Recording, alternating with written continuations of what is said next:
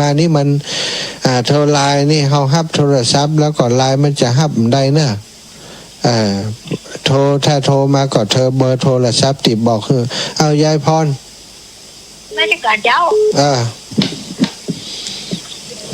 ชัดเจนดีเนอะชัดเจนดีจ้ะดีแล้ว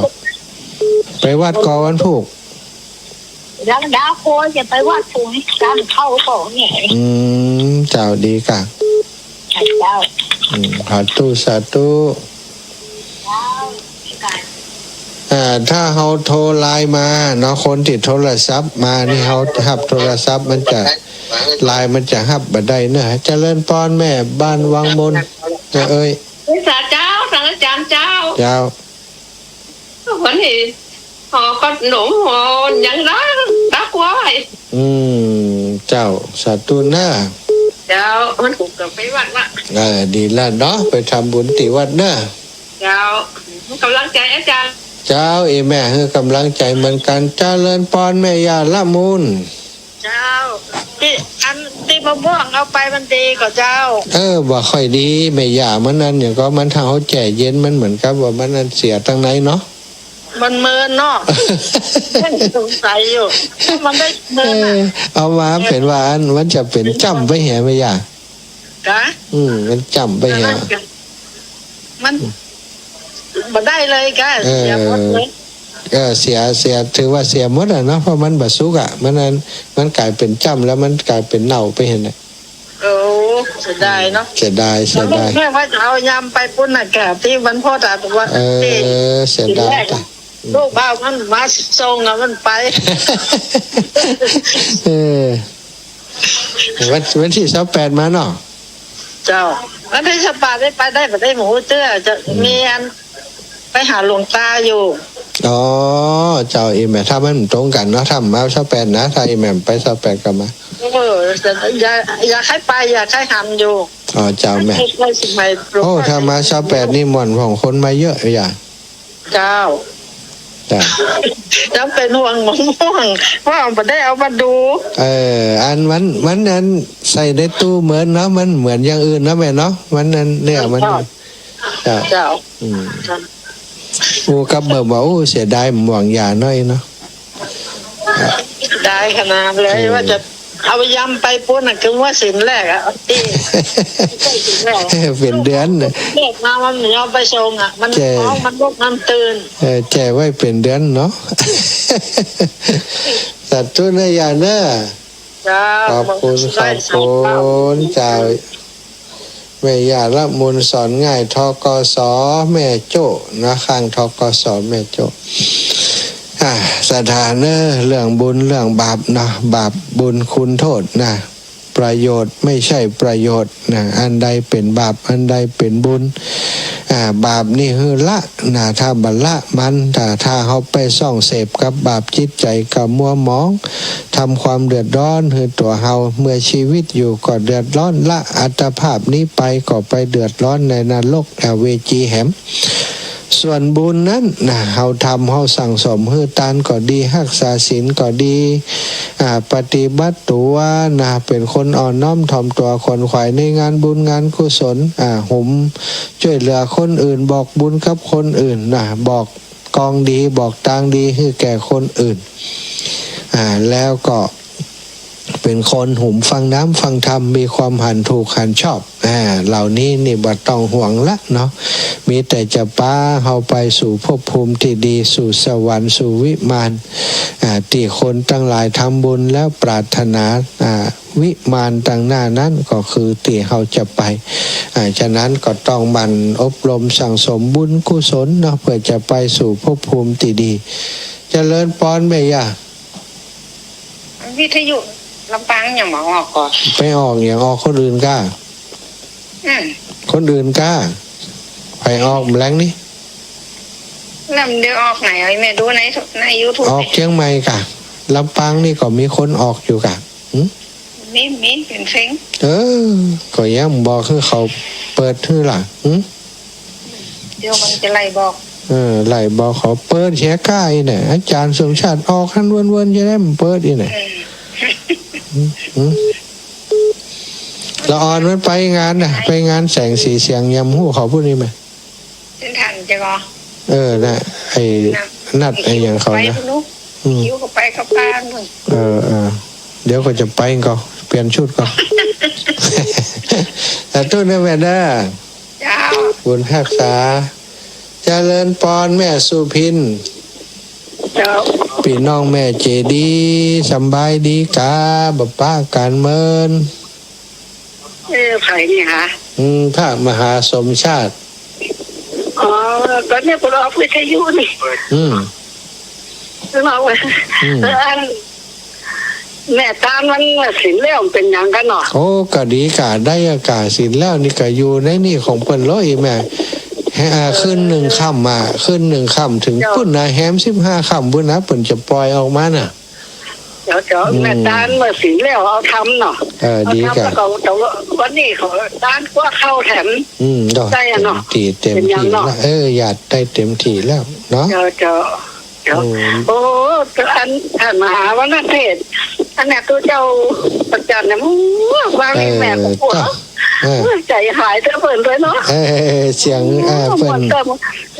ถ้าเสียงถ้าร่างกายเปิ้นแข็งแรงยังไง มาแล้วก็จะยากกว่ามันขึ้นได้อะเนาะใจวันนี้ เสียงหายไว้หลาย หายไปไว้ห้องก็น้ำตากับพวกนี้ว่าวันถูกวันเธอย้อนลูกเบาไปเอาไปการหันเข้าวัดประจำสักวันละใบเนาะกลับไปหาเปิ้นนะเต้าอาจารย์ใจดีแม่ ลูกคันไปของ ใจไก่เนาะไปแอวหาเปิ้นนะ ดีไปนะ ไปแอวหาเปิ้นไป เจ้าค่อยสาธุเจ้าเอากำลังใจเด้อทำได้ไปวัดวันโคตรลูกเบากลางเต้าก็จบเหียท่านร่างได้ไปเหียก้านะเอาฟอกันไปเนาะถ้าได้มาก็มาเนอะสาธุเจ้าแม่หมดมาโต๊ะไม่หมดมาโต๊ะก็ห้อนมาหาเจ้าแม่เจ้าแม่สุพินแม่เจดีสถาขอพักก่อนนะก็เดี๋ยวปะกันช่วงใหม่ช่วงหน้าเนาะปะกันแฮมรอบหนึ่งช่วงหน้านี่ลำปางได้ยินแล้วก็ช่วงนี้มันได้เนอะลำปางดับปิ้งขอนอบน้อมต่อพระรัตนตรัยแก้วเจ้า3 ประการน้อมเอาคุณพระพุทธเจ้าคุณพระธรรมเจ้าคุณพระสังฆเจ้าคุณพระอรหันตเจ้าอริยสงฆ์เจ้าจุตนจุองค์ได้เมตตาแผ่ปารมีมาเป็นนวโลกุตตรธรรมปกเกลาเกศาปกห่มรักษาครูบาอาจารย์พระมหาเถระพระเถรานุเถระเพื่อนสหธรรมิกสหพรหมจารีทุกรูปทุกองค์ปกห่มรักษาศรัทธาสาธุชนคนดีเท่าแก่อีป่ออีแม่ทั้งหลายทุกคนทุกท่านที่ติดตามรับฟังรายการเสียงธรรมยามค่ำสารธรรมยามค่ำตั้งสถานีวิทยุเพื่อการศึกษาวิทยาลัยสงฆ์นครลำปางและสถานีวิทยุในเครือข่ายคลื่นสีขาวเพื่อชาวประชาซึ่งออกอากาศจากวัดปากตางเจริญอำเภอดอยหล่อจังหวัดเชียงใหม่ส่งไปยังสถานีในเครือข่ายในช่วงค่ำยามแรงนี้หลายสถานีโดยกันศรัทธาญาติโยมพี่น้องเฟียงป่าเป้าก็ฟังอยู่เนาะพี่น้องตังเชียงใหม่หลายพื้นที่ก็ฟังอยู่ได้โทรมามาจ้ากันเมื่อช่วงพักยกเมื่อสักครู่นี้เพิ่นก็ได้โทรเข้ามาหาเราก็ต้องขอบคุณทุกคนทุกท่านแจ้งผลการรับฟังมาอย่างสถานีมายังอัตมาภาพได้รับรู้ว่าเพิ่นฟังกันอยู่ที่ไหนชัดเจนหรือบ่ชัดเจนอย่างใดที่ลำปางตอนนี้รับแล้วตะกี้ลำปางบ่ได้รับสัญญาณเป็นแต่เพลงเนาะลูกบ่าวลูกสาวคงจะไปช่วยงานแสงสีเสียงเมืองลำปางบ่ได้เข้ามาดู ใน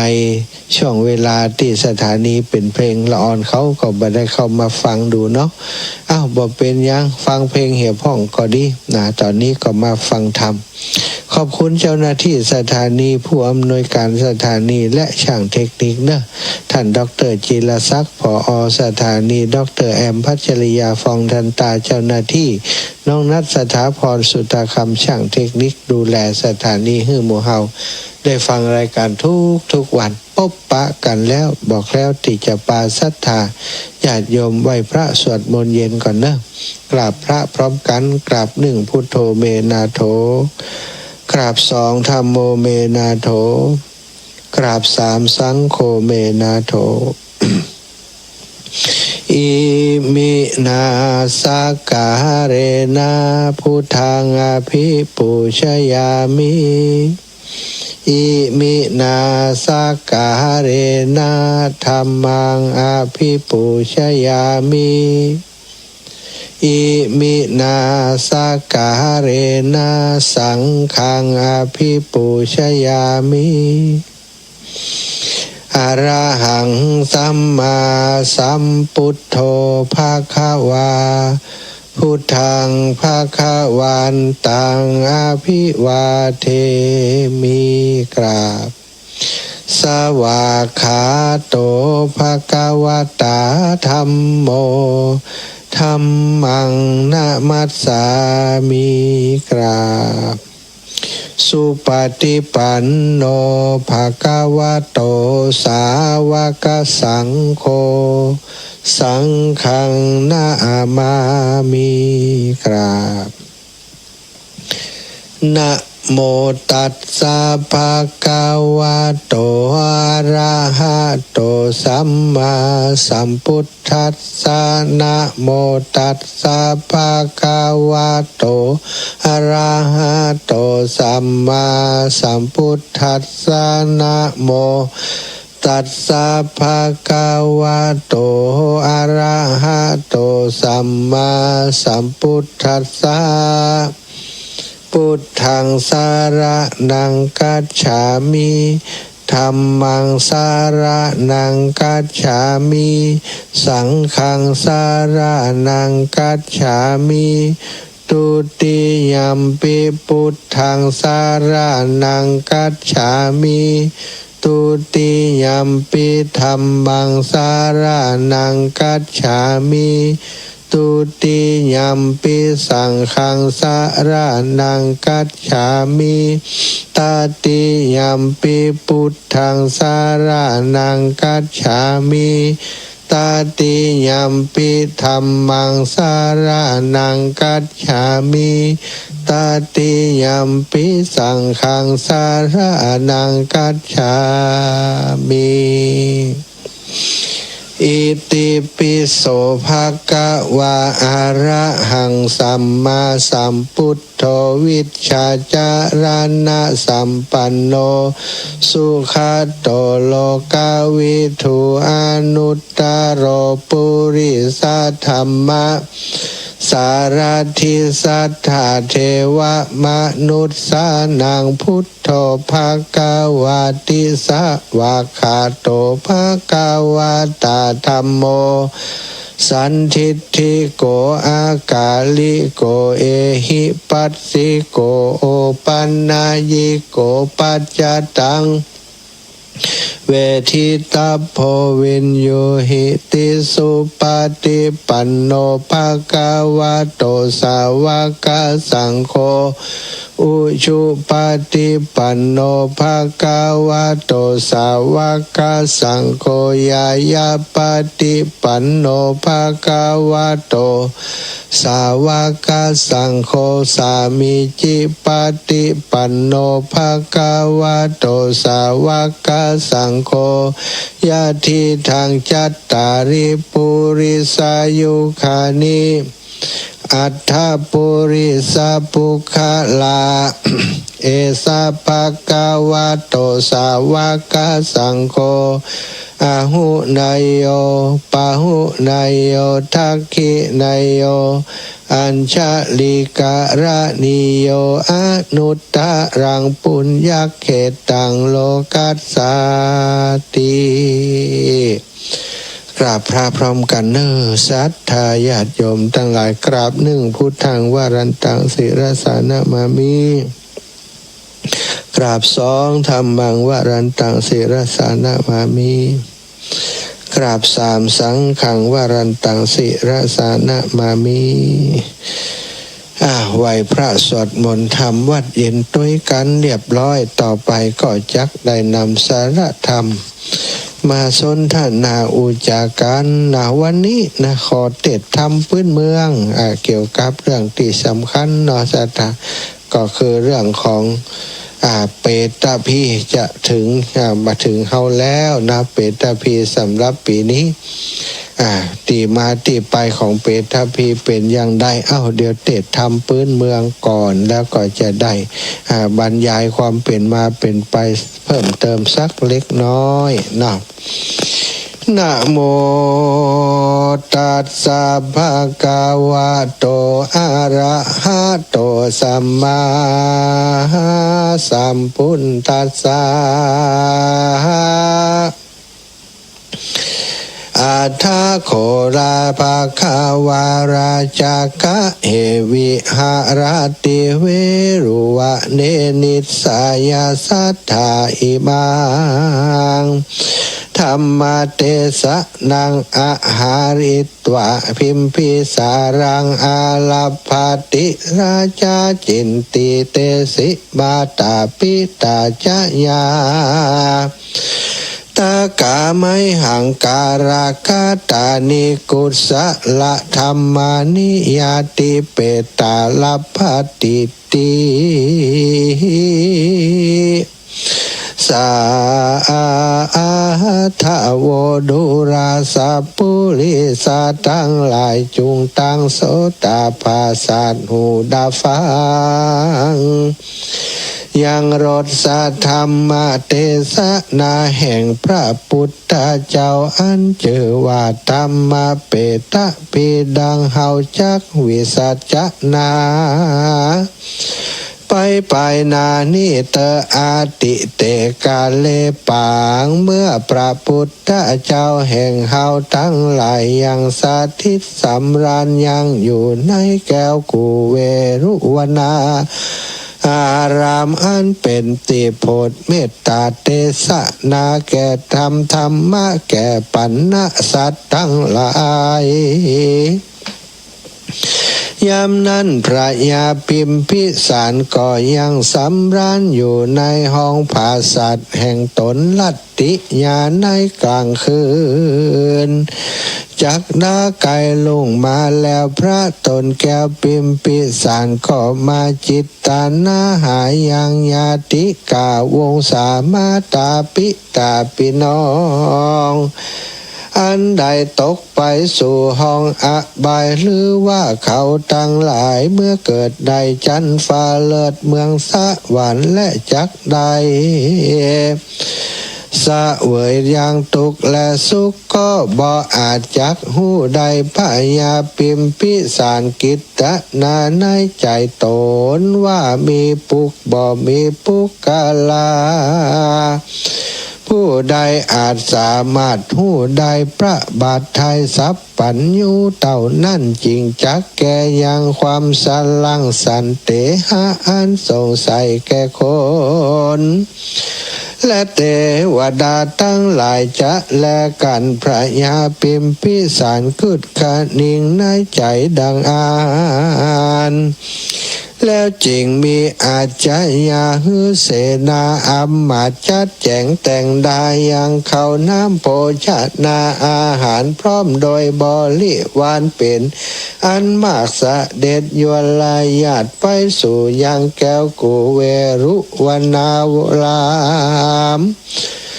อันเป็นที่สำราญแห่งพระทศพลหลายยานแล้วก็ยกมือสารกราบไหว้วันตาว่าพันเตภะกะวา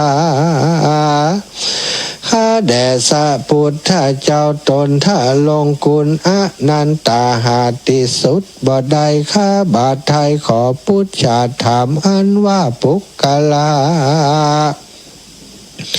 ผู้ใดมีใจใส่ศรัทธาอย่างเชื่อในคุณแก้วถึงสามประการอันใดเหือข้าวน้ำโภชนาอาหารถวายเป็นตานแก่ผู้เหตุอันได้รับทุกขเวทนาในสัมปรายิกะพบไปนาอันชื่อว่าปุคคาลาผู้นั้นมีความกตัญญูกตเวทิตาถูกตามแบบเบาจารีตประเพณีโบราณอันโพธิสัตว์เจ้าตั้งหลายกระทำมาแต่ก่อนกระทำบุญอุทิศส่วนบุญไปหายังปิดตามารดาพ่อแม่ครูบาอาจารย์อันได้สืบแตนยาวเขาของสัพปติให้นากรรมเขตในเมื่ออยู่ในเมืองคนได้ชื่อว่าเอาบุคลาผู้นั้นเป็นผู้มีปัญญาอันนักผาดหากยกย่องว่าเป็นผู้มีความกตัญญูตุตาตอบแทนคุณพ่อแม่ปิตามารดาฮือเขาเจ้าเหล่านั้นฮือได้พ้นจากทุกข์ผ่านฮือได้ถึงสุขสารจุงปากกาปากันตกแต่งยังจตุปัจจัยสี่มีภาจิวรภิกขาหารมาถวายเป็นทานแก่พระสงฆ์องค์เจ้ามีพระพุทธเจ้าเป็นพระทานเฮาหากจักมีพละอานิสงส์มากนักจะแลดูรามหาลาจากันเถิงเดือนสารัตถาเดือน12มาไข่มารอดจ่ายมพิบ้านก่อปลูกอนุญาตปล่อยยังสัตว์นรกเฮือใดไม้เยี่ยมยังฝูงหมู่ลูกหลานพ่อแม่พี่น้องครูบาอาจารย์สามีกาลูกเต้าอันใดอยู่เมืองคนเฮือได้รับส่วนบุญส่วนกุศลอันเขาตั้งหลายกันว่าผูงเพศตั้งหลายคืนมารอดแล้วเขาก็รีบเสาะซะแหวงหาผูงญาติพี่น้องอันอยู่แห่งห้องเมืองคนหวังจักได้รับส่วนบุญส่วนกุศลฮือตนได้ปนจากอันเป็นเปตะวิสัยส่วนฝูงเป็ดตั้งหลายอันเป็นป่อและแม่ก็ปู่ย่าตายายก็รีบพะพายเล่นไปหาลูกเต้าเหลนหลานเหลนหลานหลานเหลนเสนส่วนเพศฝูงอันเป็นลูกหลานเหลนก็เล่นไปเสาะหายังปิตามารดาปู่ย่าตายายปิตายายแห่งไผ่มันเสาะสอดเสาะไปตัวเขตทองผู้เป็นน้องก็แล่นไปหาผู้เป็นปีผู้เป็นปีก็แล่นไปหาผู้เป็นน้องตัวแห่งห้องเกหาส่วนเพศผู้เป็นสามีกาก็เล่นไปหาภริยาเมียเก่าส่วนเมียนั้นเล่าก็แล่นไปหาผัวเก่าหากแล่นเสาะหาแตนตาตามเกหาและกองน้อยกองใหญ่พับเรียบไขว่ไปมาในวัดวาอารามกุฏิวิหารและโบสถ์เพื่อจักถือเอาของต้านอันลูกหลานปันยื่นเหือบางพ่องก็ไปสำแดงฮือหันตัวตนบางพ่องก็เข้าไปนิมิตคำผันของผู้หมู่อันเป็นหมู่อยู่เมืองคนกันว่าผูงเพศตั้งหลายได้ยินกฎหมายรายชื่อเขาก็ชื่นชูยินดีได้ฮับตานเปตะเพเขาเหล่านั้นก็อนุโมทนาทาน ลูกหลานใดอยู่ดีมีสุขมีโจกมีลาภาษาการพ้นจากภัยยะมารกังวลอนทันลายได้มั่งมูลตุ้นเต้ามีเขามีของมีเงินมีทองกินก็อย่าได้มดจกก็อย่าได้เสียงมีอายุมันเตียงยืนยาวจะแลปั่นดังผูงเป็ดลางพ่องก่อจากกันว่าหมู่ตูคาตั้งหลายได้ฮับแล้วว่าอันส่วนผูงเป็ดติยังบ่ได้ฮับยังส่วนบุญก็มีความเววนห้อนใจว่าจักกระทำฉันได้ยังบ่มีไผ่ทำบุญมาเตือปอจวนจักได้ถึงเวลาหมดเขตเหตุว่ากรรมไปหลังมากรรมบางเกิดเกิงบ่หันยังหมู่พี่น้องที่ทำบุญไปหาลวดใด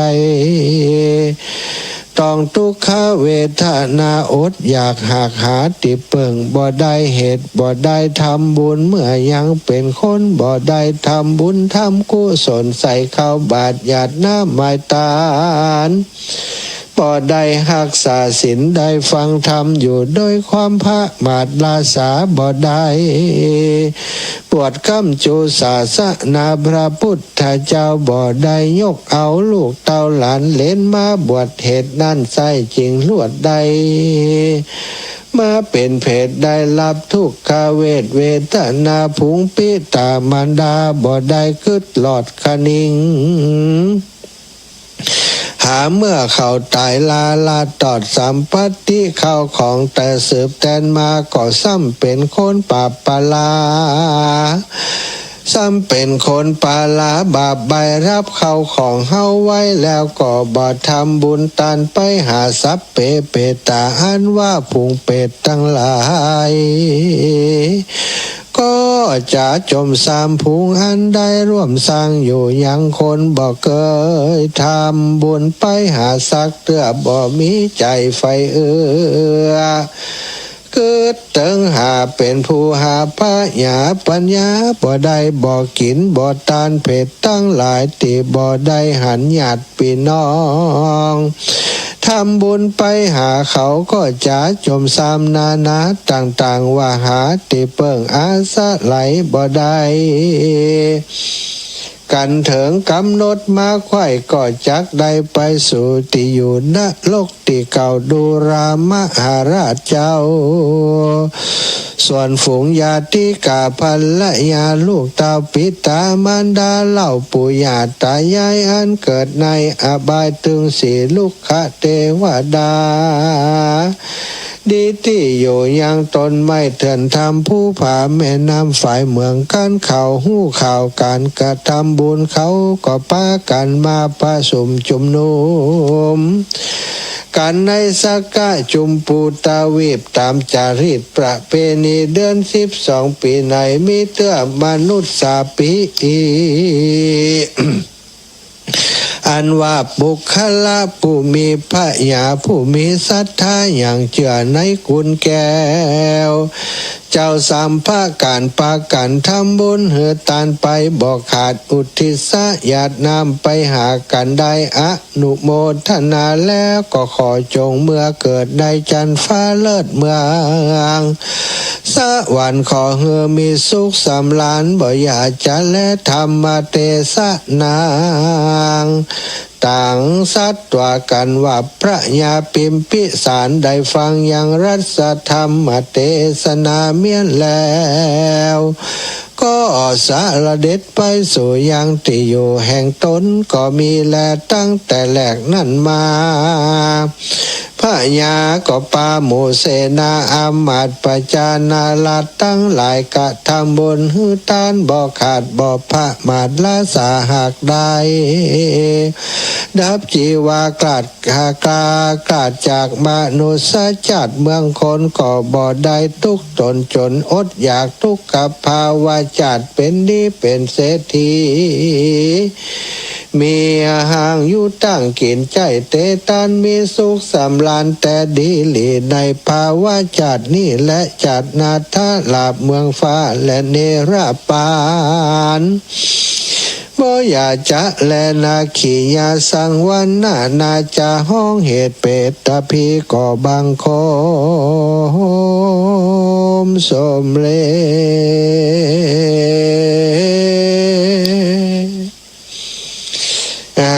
ธรรมะเปตะพีผูกนี่แม่ละมุนสอนง่ายพร้อมลูกหลานอุทิศไปเฮือปออุดแม่อุ้ยต้องจะเมื่ออุดต้องใจฟั่นนายประพันธ์ใจฟั่นนะแล้วก็นางบุญศรีจบลงไป2ปุกเด้อศรัทธาญาติโยม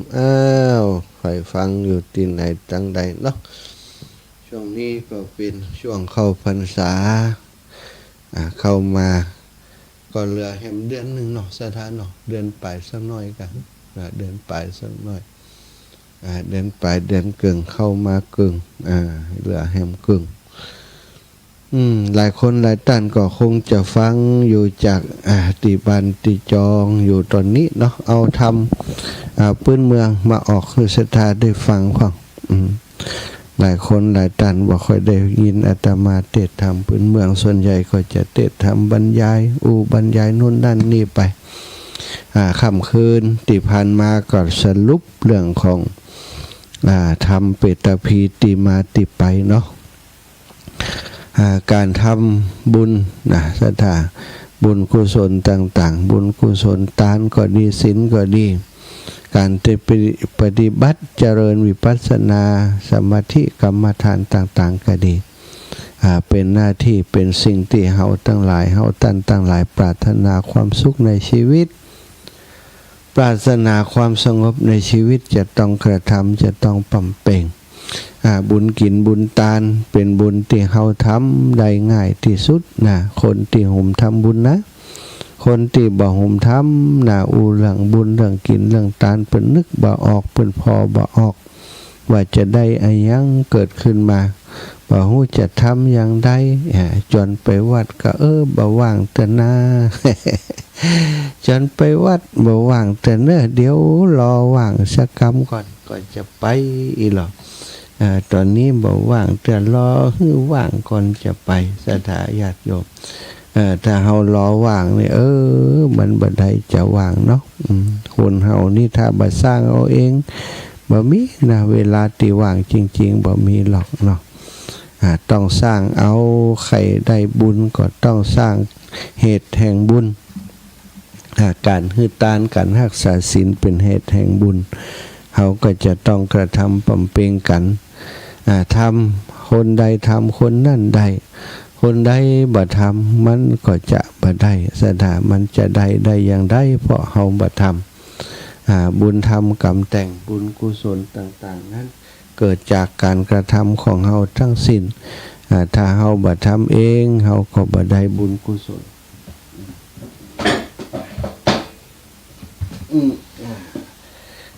ก็สรุปเรื่องเนาะสำหรับเปตพีนั้นก็มีมาเมื่อนานแล้วนะศรัทธาญาติโยมบัจเจกาหามีในยุคในสมัยของเฮาตั้งแต่สมัยพระพุทธเจ้าพระองค์ยังทรงมีชีวิตอยู่นี่มีอายุสังขารอยู่พระองค์ก็ได้ตรัสว่าเปรตทั้งหลายปากันมาติเรือนของตนนี่คนที่เปิ้นละจากโลกนี้ไปมีบ้านมีเฮือนมาเลือกสวนไร่นาอยู่ก็จะปิกมามองเก่าของเปิ้นศรัทธามาที่เรือนของตนมายืนอยู่ภายนอกบ้านภายนอกหัวนอกฝาเรือนมาติดตอกกำแพงติดตั้ง3แผ่งแล้วก็ยืนอยู่ติดใกล้บานประตูนั่นยืนอยู่ใกล้บานประตูที่เข้าออกหวังว่าลูกหลานจะพ่อหันเนี่ยเมื่อน้ำของกินของบริโภคเพียงพอเขาเข้าไปตั้งไว้แล้วของกินของบริโภคเพียงพอเขาก็เอาไปถวายไปตั้งไว้แต่ญาติเหล่านั้นญาติไปจะถวายของกินของทานนั้นนึกถึงญาตินึกถึงญาติของตัวเองติดล่วงลับไปนี่บ่ได้นึกถึงพ่อนึกถึงแม่บ่ได้นึกถึงญาติวงศาบ่ได้ ก็บ่ได้อุทิศไปให้แต่เพราะไอ้ยังเพราะบาปของเปรตเหล่านั้นเป็นปัจจัยบาปที่เคยทำเคยสั่งสมไว้เป็นเครื่องกีดกั้นเป็นเครื่องขวางกั้นบ่ให้ลูกหลานตันเต้าญาติกาวงวานเหล่านั้นนึกถึงใดเหล่าชนผู้มีจิตอนุเคราะห์จิตใจดีงามจิตใจอนุเคราะห์ย่อมให้น้ำและโภชนะอันสะอาดประณีตสมควรแก่ญาติทั้งหลายตามกาลดุจทานที่ตันมหาบพิตรถวายแล้วนี่กล่าวถึงทานที่ท่านพระเจ้าพิมพิสารได้ถวายแก่พระพุทธเจ้าแล้วอุทิศผลไปให้บรรดาญาติทั้งหลายโดยเจตนาอุทิศโดยเจตนาว่าอุทิศขอทานนี้แลจงสำเร็จแก่ญาติทั้งหลายขอเฮาของเฮาขอญาติทั้งหลายของเฮาจงเป็นสุขจงเป็นสุขส่วนเปรตผู้เป็นญาติเหล่านั้นก็ปากันมาจุ่มนุมในที่นั้นเมื่อข้าวและน้ำมีอยู่เพียงพอย่อมอนุโมทนาโดยเคารพศรัทธาอนุโมทนาขอบคุณเด้อลูกหลานขอบคุณเด้อสามีขอบคุณเน้อภรรยาขอบคุณเน้อติบละบลืมกันยังได้ทำบุญกินทานอุทิศทานมหาขอให้ท่านเจริญก้าวหน้าในหน้าที่การงานจงมีอายุยืนนานเน้ออีหละให้ญาติที่ได้บุญนะก็อนุโมทนาให้กับคนที่ทำบุญนั้นนะขอให้ญาติเหล่านั้นจงมีอายุยืนการบูชาเป็นสิ่งที่ญาติได้ทำกับเฮาแล้วญาติทั้งหลายขอให้ผู้ที่ให้ก็บ่ไร้ผลเพราะในเปรตวิสัยศรัทธาญาติโยมในเปรตวิสัยในภพภูมิของเปรตนั้นย่อมยังอัตภาพให้เป็นไปด้วยทานที่คนอื่นทำไปให้ว่าสามารถทำคนเดียวได้นะนี่ที่ทำคนเดียวได้แล้วก็ได้เป็นผลเป็นประโยชน์นั่นก็คือการที่เฮาเป็นมนุษย์เป็นคนอยู่นี่ถ้าเฮาต้องการบุญต้องการกุศลเฮาก็ต้องทำทำทานทำอะไรอย่างไปนี่ทำทานรักษาศีลรักษาศีลทำทานนี่ได้ลงทุนน้อยนะบอกว่าจะทานอะไรอย่างนะทานบาตรทานแห้งก็ต้องลงทุนทานวิทยาการความรู้ก็ลงทุนลงทุนเวลาลงทุนห่ำเฮียนมีความรู้ความสามารถมีเรื่องราวที่เฮียนรู้มาแล้วก็เอามาสอนเอามาบอกเอามากล่าวคนอื่นเป็นสิ่งที่ต้องเฮียนรู้ถ้าบ่เฮียนรู้ความรู้มันก็บ่มีซะท่าความรู้มันบ่มีก็จะเอายังไปสอนไปสั่งคนอื่นต้องลงทุนห่ำเฮียนเสียก่อนการฮื้อตานคอยชาความรู้ก็ต้องลงทุนการฮื้อตานในทรัพย์สินสิ่งของเครื่องข้าวน้ำโภชนาอาหารก็ต้องลงทุนทำลงทุนเนี่ยให้ใส่สวนเนี่ยให้นาได้ข้าวน้ำได้ข้าวได้ป่ามาก็เอาไปถวายเป็นทานเอาเข้ามานึ่งเอากับข้าวกับป่ามาทำอีปอเปิ้นหุมกินอันนี้อีแม่เปิ้นหุมกินอันนั้นนึกถึงเปิ้นทำกับข้าวกับป่าไปถวายพระสงฆ์องค์สังฆเจ้าได้ประโยชน์2 ตังพระสงฆ์องค์สังฆเจ้าอาศัยข้าวน้ำโภชนาอาหารติศรัทธาญาติโยมได้ถวายไปนั้นทำให้เกิดมีกำลังวังชาได้กินได้บริโภคกำลังกายกระปรี้กระเป๋ากำลังใจก็ดีนี่ก็ได้ศึกษาห้ำเฮียนได้ปฏิบัติเฮาได้ทำบุญอุทิศไปให้ญาติเฮาก็ได้บุญกับญาติเฮาก็ได้บุญกับเฮาไปบ่พอพระสงฆ์องค์จังข้าเจ้าซึ่งเป็นเนื้อนาบุญให้เฮานั้นเฮาหวานเมล็ดพืชเมล็ดพันธุ์ลงไปในนานั้นพระสงฆ์องค์สังฆเจ้าเพิ่นได้ ได้อาศัยกำลังจากอาหารที่เฮาถวายเป็นทานนั้นหรือว่าถวายเครื่องนุ่งห่มต่างๆผ้าป่อนต่อนสบายต่างๆนะผ้าสบงจีวรหรือพระสงฆ์องค์สังฆเจ้าเปิ้นได้ห่มได้สง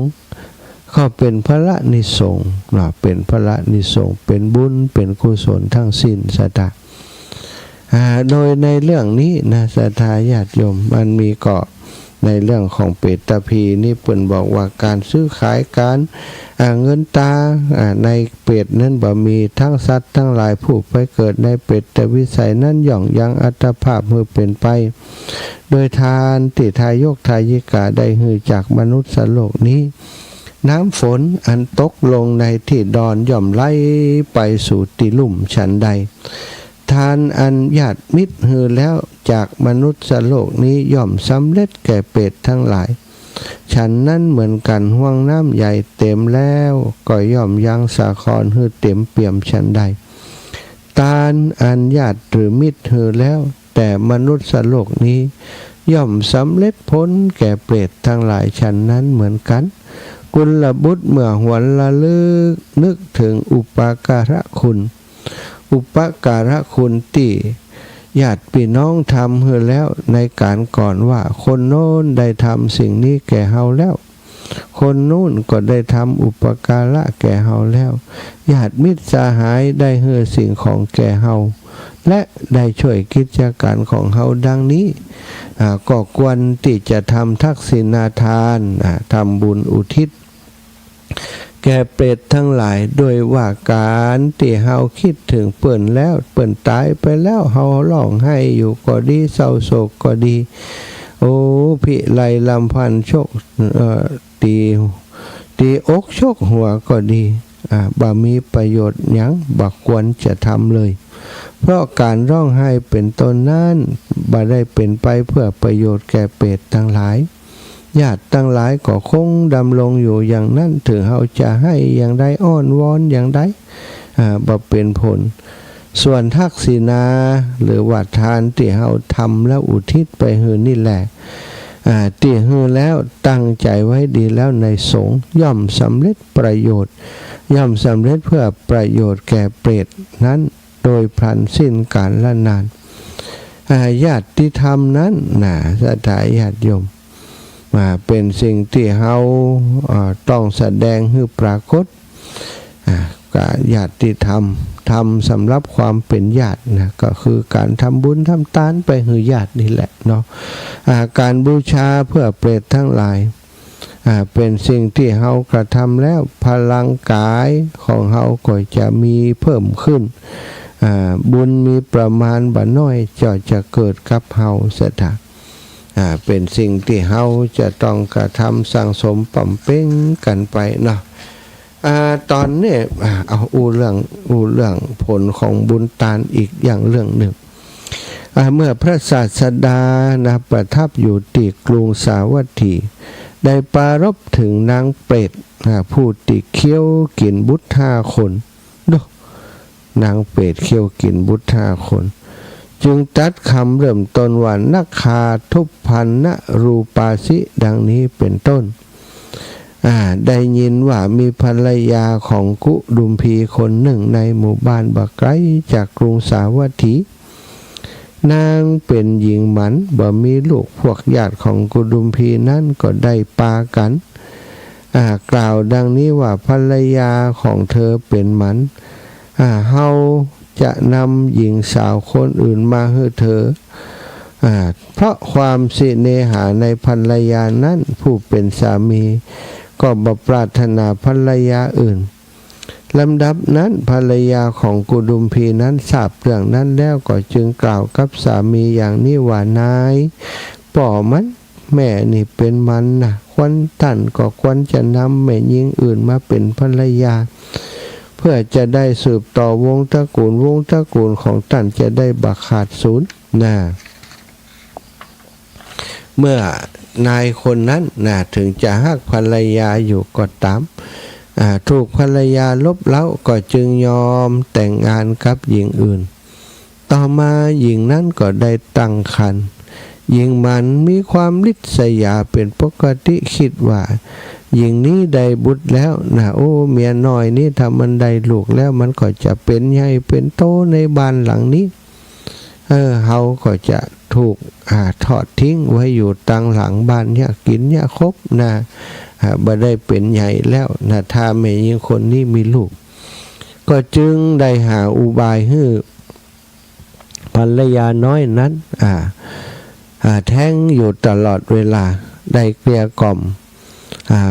พวกปริพาชกคนหนึ่งโดยเข้าและน้ำเป็นต้นเพื่อทำคันของหญิงคนนี้ตกไป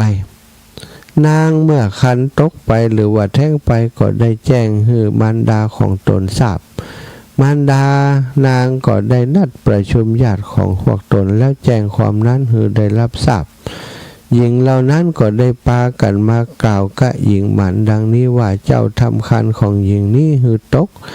หญิงหมันตอบว่าฉันบ่ได้ทำนะท่านบ่ได้ทำนะวะ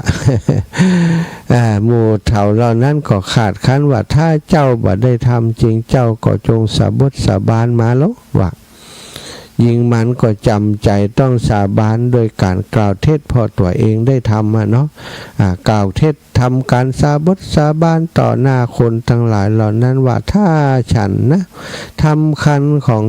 ทำให้ผู้เป็นเมียน้อยนี้นะให้หญิงคนนี้แท้งไปฉันจะพึงมีทุกขติเป็นไปในเบื้องหน้าถ้าฉันทำก็ขอให้ฉันอยู่ไปในเบื้องหน้าขอพบใส่ทุกขติภูมินะถูกความหิวความกระหายครอบงำขอให้คลอดบุตรทั้งเวลาเย็นเวลาเช้าครั้งละ5 คนแล้วก็กินเหี้ยก็ยังบ่อิ่มขอให้ฉันมีกลิ่นเหม็นเป็นนิดและถูกแมลงวันไต่ตอบศรัทธาญาติโยมสาบานเพื่อจะให้เขาเจี่ยก้อนมันเขาเจ็บปุ๊บเพื่อนปาญาติพี่น้องมาลุมวันน่ะมันกลัวเนาะ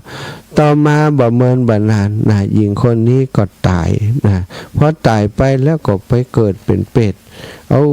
มีรูปร่างขี้ริ้วขี้เหร่อยู่แล้วก็อาศัยอยู่บักไก่จากบ้านนั่นเองศรัทธาในครั้งนั้นในสมัยนั้นพระเถระ8 รูปออกพรรษาในชนบทแล้วได้เดินทางมายังกรุงสาวัตถีเพื่อเฝ้าพระพุทธเจ้าพระศาสดาก็ได้เข้าไปพักในราวป่าอันสมบูรณ์ด้วยร่มเงามีน้ำท่าไหลผ่านสะดวกสบายบักไก่จากบ้านนั้นลำดับนั้นนางเปรตนั้นก็ได้แสดงตนแก่พระเถระทั้งหลายในพระเถระเหล่านั้นพระสังฆเถระหันอย่างนั้นก็บ่ได้ลุกหล่นหนีนะบ่ได้กลัวหรอกนะพระเถระเป็นปฏิบัติปั่มเป่งมาอย่างดีบ่กลัวเพศก็ได้ซักถามนางเป็ดว่าเจ้าเนี่ยเปื่อยกายมีรูปพันขี้เลี้ยวขี้เหร่กลิ่นทรงกลิ่นเหม็นเน่าฟุ้งแมลงวันจับเป็นกลุ่มๆวายนอนยั่วเยี่ยไปหมดเจ้าเป็นไผนี่มายืนอยู่ในที่นี่อย่างนี้จะมาหลอกเฮากะเฮากลัวซ้ำเนาะ ลำดับนั้นนางเปรตนั้นก็ถูกพระมหาเถรถามอย่างนั้นแล้วเมื่อจะประกาศให้ทราบกรรมของตนที่ได้กระทำไว้ก็ได้กรรมที่ทำให้เหล่าสัตว์เกิดความสลดนะที่ตัวเองทำไว้จึงได้กล่าว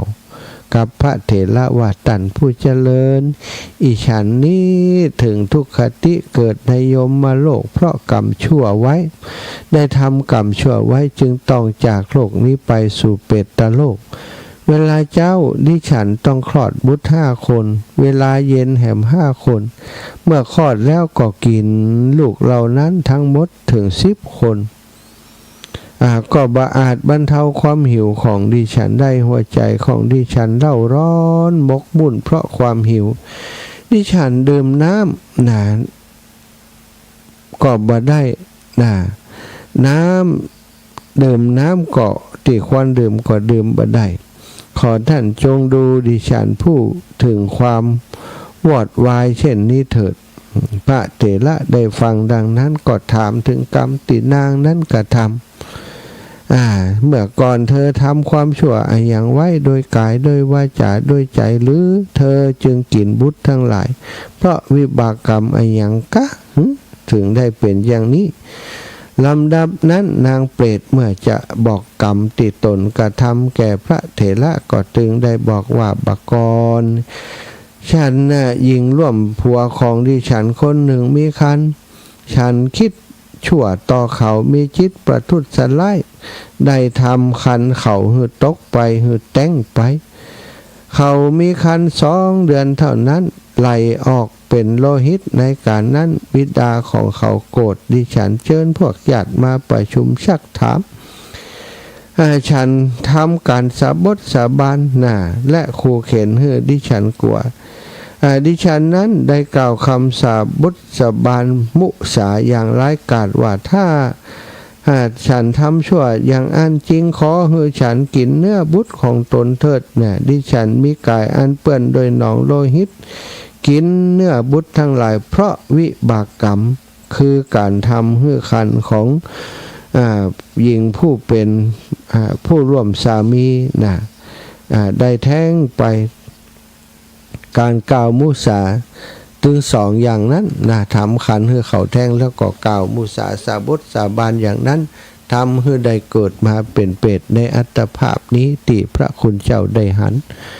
นางเปรตนั้นเมื่อประกาศวิบากกรรมของตนอย่างนี้แล้วจึงได้กล่าวกับพระเถระทั้งหลายอย่างนี้ว่าข้าแต่ท่านทั้งหลายผู้เจริญฉันเป็นภรรยาของกุดุมพีในบ้านติเนี้ยเป็นหญิงมีความริษยาเป็นปกติกระทำกรรมชั่วจึงบังเกิดในกำเนิดเปรตอย่างนี้ขอข้าแต่ท่านผู้เจริญดิฉันขอโอกาสขอท่านทั้งหลายจงไปยังเรือนของกุดุมพีคนนั้นเถิดกุดุมพีนั้นจักถวายทานแก่ท่านทั้งหลายท่านทั้งหลายพึงให้เขาอุทิศทักษิณานั้นแก่ดิฉันเมื่อเป็นเช่นนี้ดิฉันก็จะหลุดพ้นจากเปรตโลกนี้พระเถระทั้งหลายได้ฟังดังนั้นแล้วก็มีจิตใจอนุเคราะห์แก่นางเข้าไปบิณฑบาตยังบ้านกุดุมพีนั้นกุดุมพีนั้นเห็นพระเถระทั้งหลายก็เกิดความเลื่อมใสต้อนรับโดยการรับบาตรนิมนต์ให้นั่งบนอาสนะแล้วก็ได้ให้ฉันอาหารอย่างประณีตทำกับข้าวปลาล้ำอร่อยถวายพระเถระ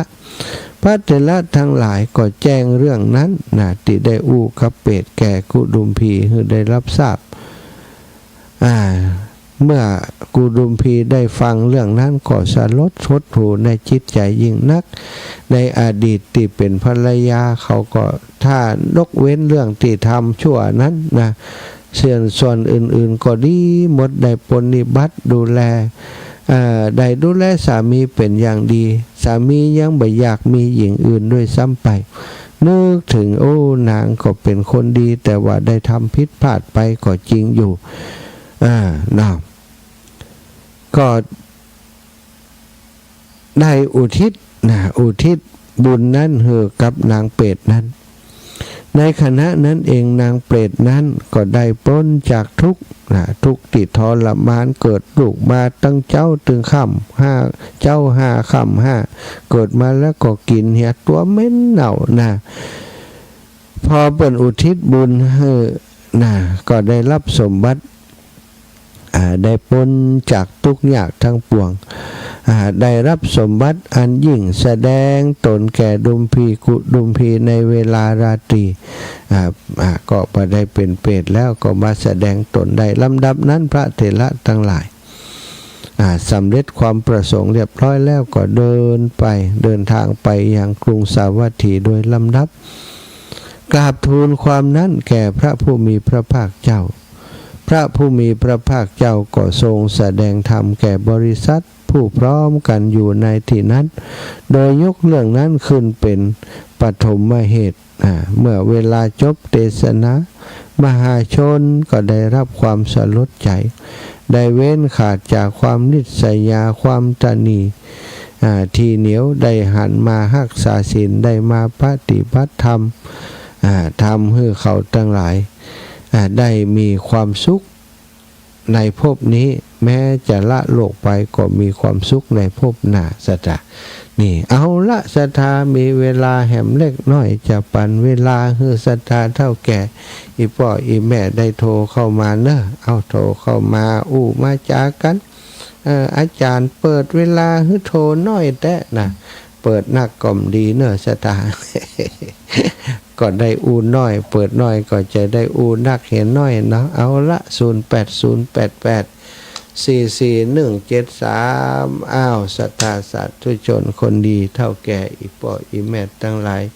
อยู่ที่ไหนตั้งใดจะโทรมาหาโทรมาได้เนอะ0808844173 จดตันกับบัตรตันคนใหม่ๆจดบัตรตันก็จดเอาวันละ 2-3 ตัวก็ได้เนาะ0808844173พี่น้องเมืองน่านตื่นกันแล้วยังพี่น้องเมืองน่านคงจะได้แหมสัก 2-3 สายกะเนาะตอนนี้เวลา 4:51 นาทีเนอะ0808844173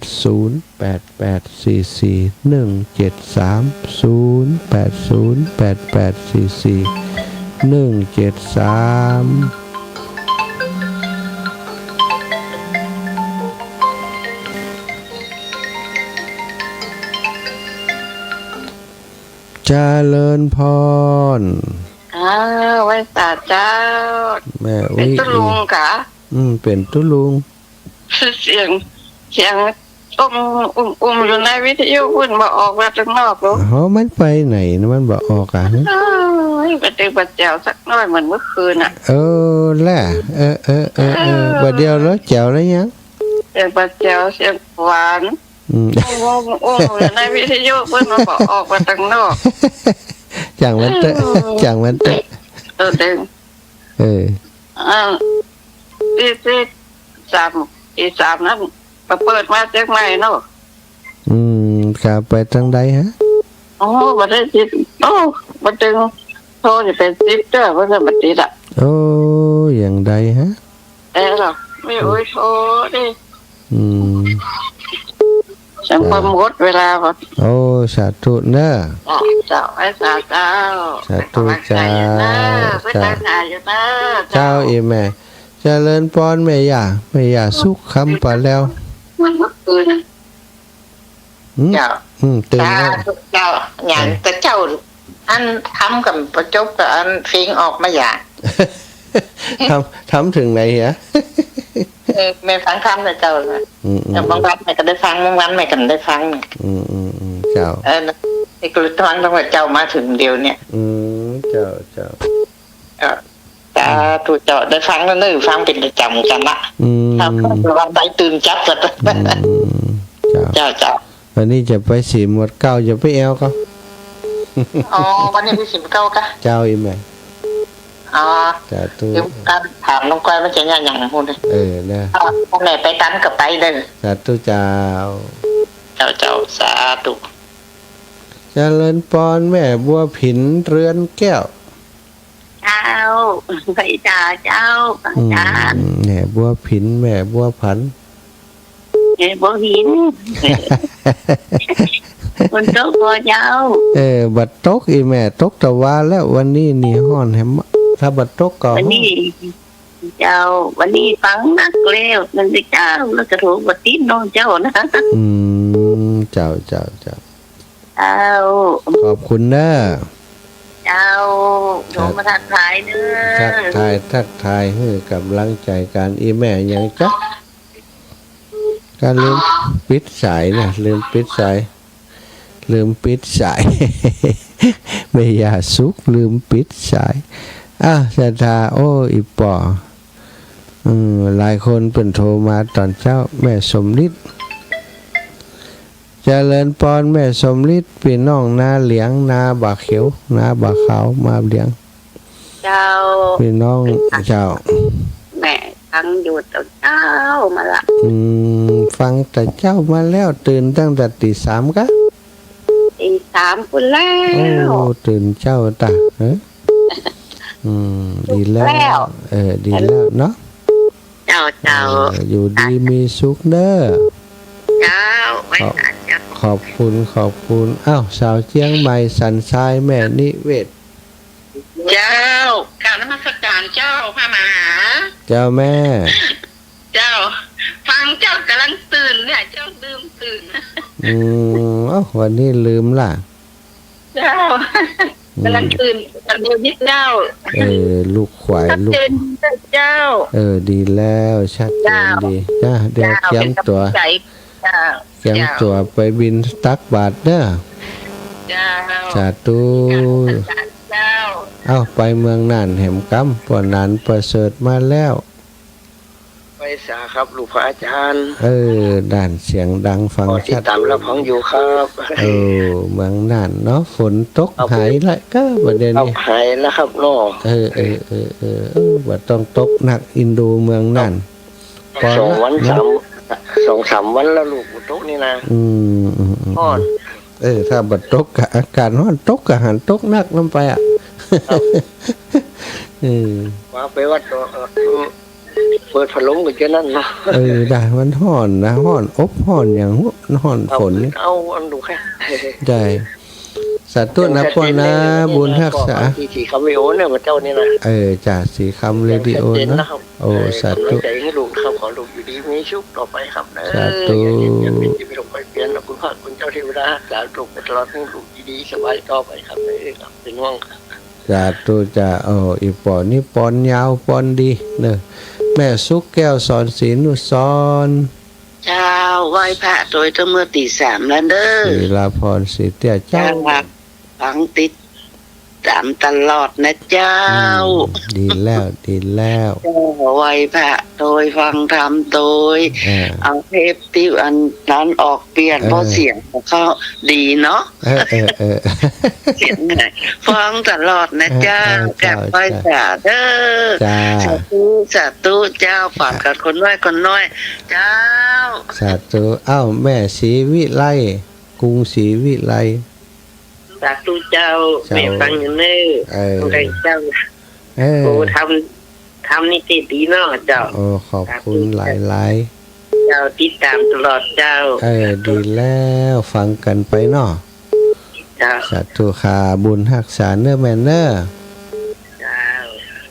เจริญป้อน8046นี่สายสุดท้ายมาตรการครับพระอาจารย์ผมธนากรจากเมืองน่านครับโอ้ธนากรสบายดีไหมอาจารย์ว่าจะส่งภาพไปให้หน่อยภาพแต่ว่าส่งไปให้ท่านอาจารย์ที่หนองเหียงละได้ไหมได้ภาพไหมที่ประเคนน่ะยังไม่ได้เลยยังไม่ได้เลยเบอร์โยมเบอร์นี้เป็นเบอร์ไลน์ไหมเนี่ยเบอร์ไลน์ครับอาจารย์เดี๋ยวแอดไลน์เดี๋ยวส่งไปให้เนาะขอบคุณมากเลย28มาอีกไหม มาไกลเนาะสงสาร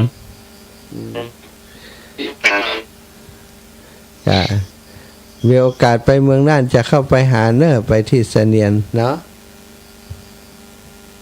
เสียงมันหายไปขอบคุณคุณโยมท่านนากรเดี๋ยวจะแอดไลน์ไปเนาะจากเมืองน่านเอาละศรัทธาอิปออิแมตตั้งหลายเวลาหมดเวลา